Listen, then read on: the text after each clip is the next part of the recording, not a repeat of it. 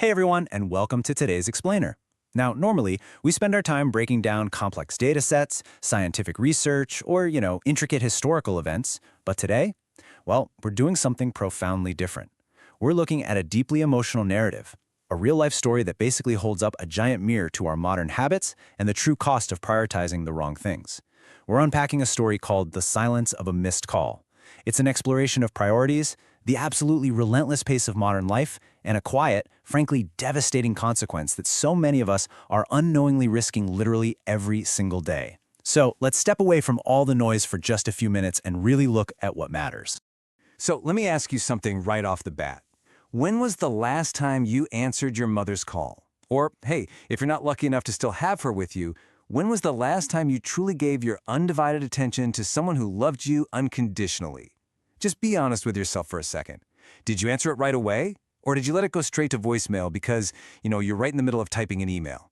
Did you just shoot back a quick text saying, "Can't talk right now"?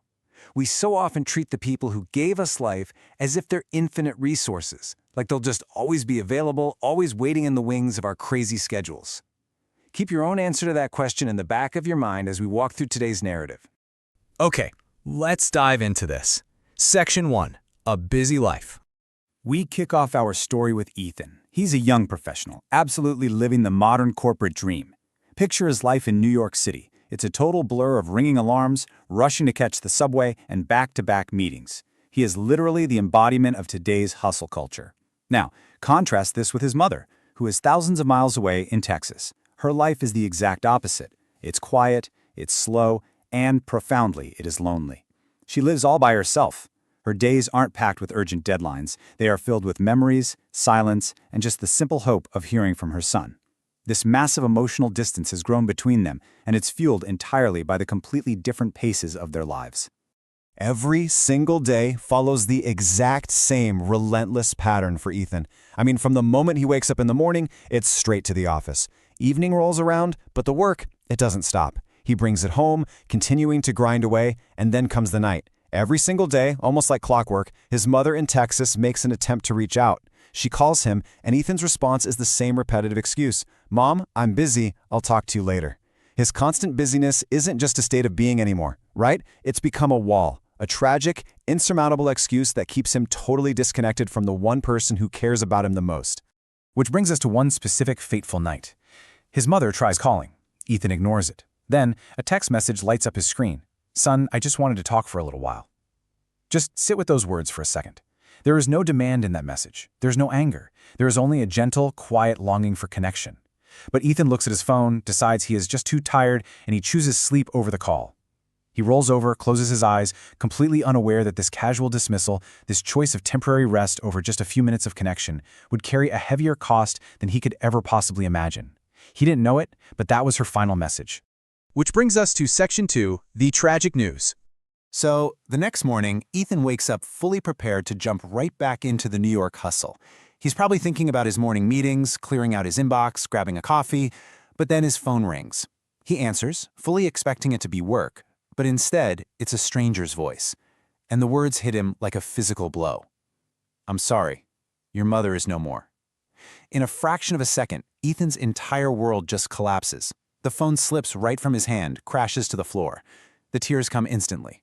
And piercing through all that shock is one single agonizing thought echoing in his mind. "I wish I had just talked to her yesterday." That later he kept promising her, it evaporated.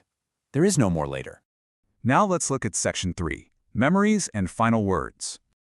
Just 2 days later, Ethan travels back to his childhood home in Texas. And the silence there, it's deafening. Everywhere he looks, he doesn't see his mother, he only sees the void she left behind. As he slowly walks through the house, he opens the door to her bedroom, and there, sitting quietly on the bed, he spots a small gift box.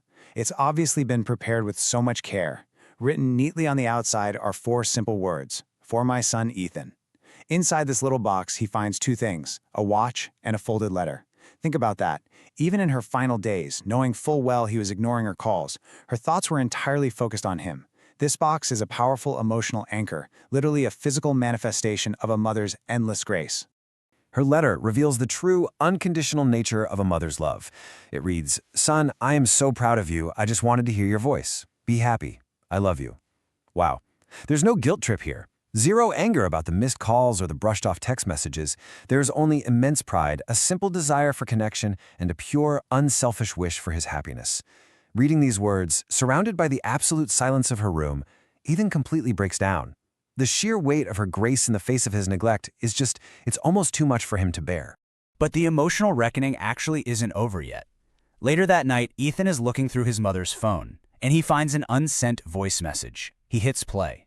And through the tiny speaker of the very device he used to ignore her, her voice fills the room one last time. "Hi, son. Take care of yourself. Eat on time. I love you." It's such a mundane, everyday piece of advice, right?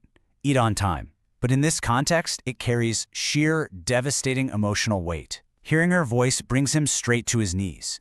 In that moment, sobbing in the dark, Ethan finally truly understands something he had taken for granted his entire adult life. No one in this world will ever love him as deeply and unconditionally as his mother did. Let's move to and see how this builds in Section 4, a new perspective. Fast forward exactly 1 year. The corporate machine we met earlier, he's gone. The tragic loss of his mother totally shattered his old worldview, forcing him to rebuild his life with a radically different perspective. Instead of the relentless corporate grind, Ethan now intentionally dedicates his time to helping the elderly. He spends hours just listening to lonely seniors, giving them the time he refused his own mother. It's like he's trying to put the love he has for her back into the world. This whole journey culminates when an elderly woman he's volunteering with looks at him super tenderly and says, "You know, you are just like my son." Tears fill Ethan's eyes. He looks up and whispers, "Mom, now I understand your love." He finally truly grasps the value of presence. So the crucial point is right here in Section 5, the ultimate lesson. Ethan's painful awakening is basically a warning system for all of us. Here's the absolute, harsh reality laid out plainly. First, we get caught up in this illusion of busyness. We convince ourselves that our daily tasks are so incredibly critical that the people who love us can just wait. We neglect our parents, assuming they're always going to be there. Second, we prioritize our careers and our wealth. But here's the fundamental truth you have to realize. Wealth, money, jobs, promotions, these are renewable resources. You could lose all your money today and literally earn it back tomorrow. But the third point is the one you must never, ever forget. Parents, loved ones, time. These are non-renewable. Once they are gone, no amount of money, regret, or wishing will ever bring them back. The silence they leave behind is permanent. Which brings us to our final thought for today. If your parents are still here, if the people who love you are still reaching out, you have a window of opportunity right now that Ethan lost forever. So will you make the call before it's too late? Please, don't let busyness be the excuse that robs you of your most precious connections. Pick up the phone today, because one day, later, simply won't be an option anymore. Thank you so much for joining me for this explainer. Take care of yourselves and seriously, take care.